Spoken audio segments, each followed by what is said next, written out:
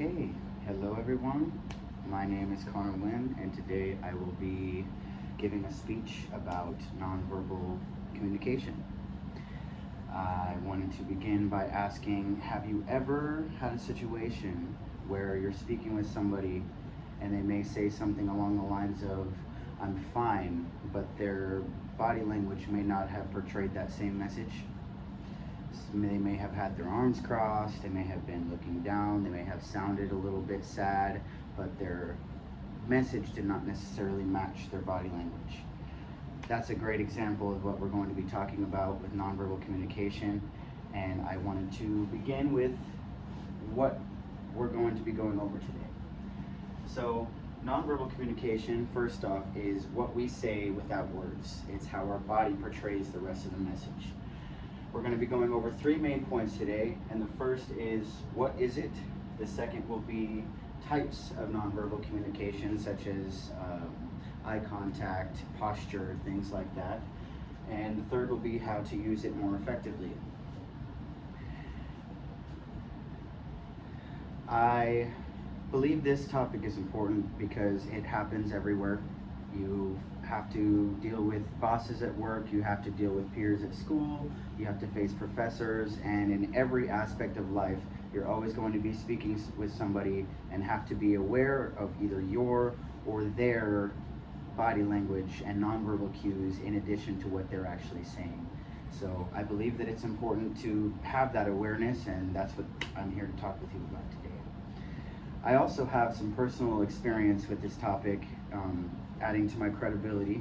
I am hard of hearing. I am a CODA, which is a child of a deaf adult. And so in the deaf community, my entire life has been what more than just the words, your tone, how you deliver it, how quick you say something adds to the message of your actual delivery and what you're trying to say. I also wanted to mention that I use the text Understanding Human Communication to help me write this speech, as well as an outside source that I will attach in my outline. But those are the resources that I use to create this. My first point, what is nonverbal communication? Nonverbal communication is the process which we send and receive messages without relying on the words.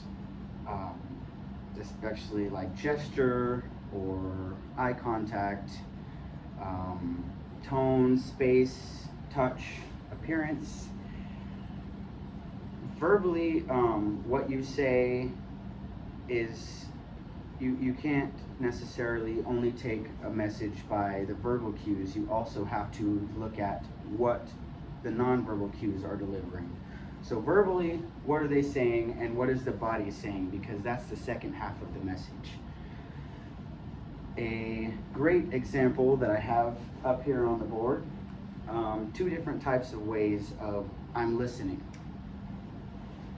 The first fancy little stick figure here is open and attentive. You can see it. They are looking at you, they are open, they are smiling, and they just have a very receptive nonverbal communication.